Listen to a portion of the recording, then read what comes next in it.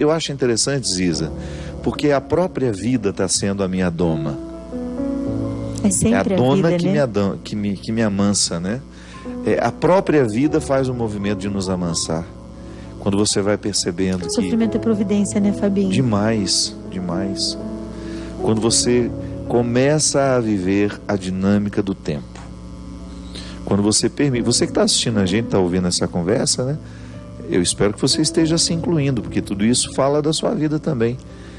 Quando nós vivemos a dinâmica do tempo, quando nós compreendemos o tempo que temos, a gente naturalmente vai ficando mais dócil. A gente vai ficando mais dócil. E eu acho que tem um movimento de aceitação na alma, quando a maturidade vai chegando, que não é uma aceitação que é sujeição diante das coisas que eu não posso mudar, mas é uma aceitação, é como se eu fizesse as pazes com as minhas circunstâncias.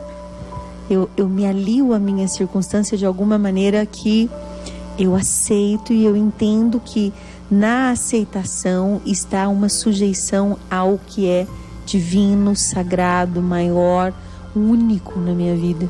Isso me ajuda tanto, porque muitas pessoas, por exemplo, me perguntam como que eu consigo fazer tantas coisas ao mesmo tempo. Eu sempre penso, eu não brigo com todas elas.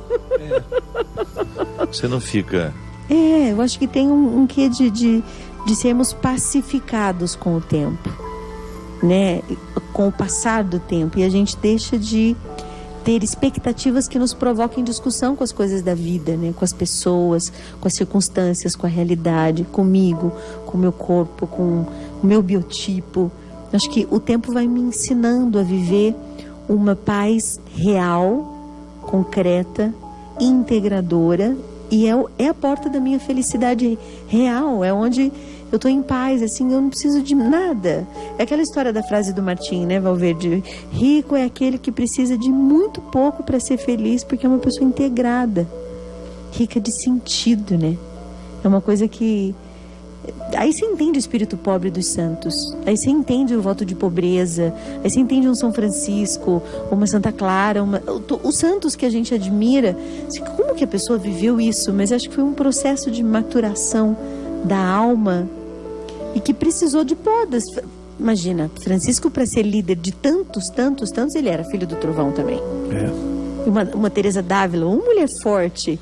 E o bonito que Francisco compreendeu a pobreza com uma leveza que não é comum a gente encontrar, né? Eu já vivi o voto da pobreza e já convivi com pessoas que tinham o voto de pobreza e que eram extremamente amargas, pesadas, por serem e pobres. Nada pobres. Não, justamente, porque não tem nada no seu nome. A pobreza é uma relação, não tem uma conta, né? bancária, não tem, mas tem um amargor na alma. Isso. Que a empobrece da pior forma. A pobreza material é só uma consequência, né? Porque se eu vivo a pobreza material, eu tenho que naturalmente buscar a riqueza do espírito, que é a riqueza da convivência. Isso. O tornar-me uma pessoa leve e agradável. Né? Esse é o sentido. E você não tem muita coisa materialmente, mas você tem um conjunto de riqueza espiritual interior que supre tudo isso, inclusive lhe fazendo ser muito querido por aqueles que têm oportunidades diferentes das nossas.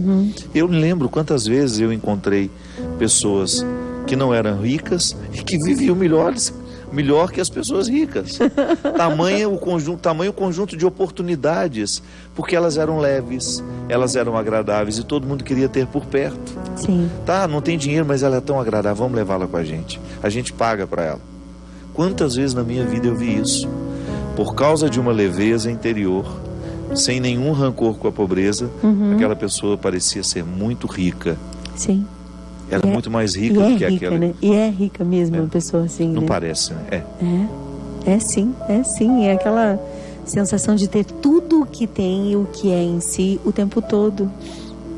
Levemente, simplesmente, né? Eu quero tanto ser assim. Deus me ajude. Pois é. Deus me ajude. Só continuar pedindo que ele seja o guardião, né? E a gente ficar atento àquilo que ele guarda, né? Porque eu, quando estou atento ao que Deus está guardando, eu me torno um parceiro dele nessa guarda. Eu gosto muito daquela expressão que você usa, acho que é de Santa Teresa, né? De baixar a porta do castelo.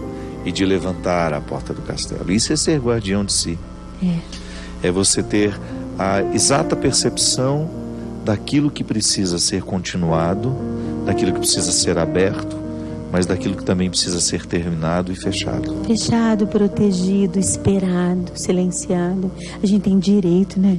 Porque às vezes a gente é educado na igreja de que o cristão ele tem que dizer sim e amém para tudo. Não, o cristão forte mesmo, ele diz não. Você lembra que no auge do meu sofrimento, dessa crise que eu tenho enfrentado, você me ligou oferecendo ajuda e eu honestamente disse: Ziza, eu estou num momento em que ainda estou com a porta levantada. Não estou para receber visita ainda. Isso é bom. É bom você ter a consciência do que você é capaz. E você não se violentar. E também não ser obrigado a dizer sim, ser livre para dizer não, né? Não, dizer não significa que eu não amo. Justamente. Né? Ter esse espírito livre, amado. Lamber as feridas, né? Eu acho bonitinho, eu tenho lá as minhas crianças e eu fico vendo como elas se lambem para curar. É um processo de cuidado um com o outro. Processo. E no momento, a metáfora do lamber as feridas, ela é muito sugestiva, porque é como se eu estivesse retirando todo o processo infeccioso, dando-se tempo, dando tempo, cuidado, purgando literalmente aquilo que está excessivo em mim, aquilo que está me inflamando, aquilo que está trovejando dentro de mim e que tantas vezes me torna uma pessoa insuportável aos outros. Porque uma das preocupações que eu tenho em de viver com muita responsabilidade a minha conversão é que eu não quero ser insuportável aos outros. Eu acho tão ruim quando me deparo com uma pessoa insuportável, com uma pessoa difícil, que a primeira coisa que me ocorre é: gente, eu não quero ser assim. Já é um bom começo, meu pai. Já é um bom começo, não é? Já é um bom começo. A gente na viagem, a gente veio falando, né, às vezes de pessoas que erram na mão, do tanto que se expõem, da maneira como se expõem. É um sinalizador para a gente. Eu não quero ser assim também.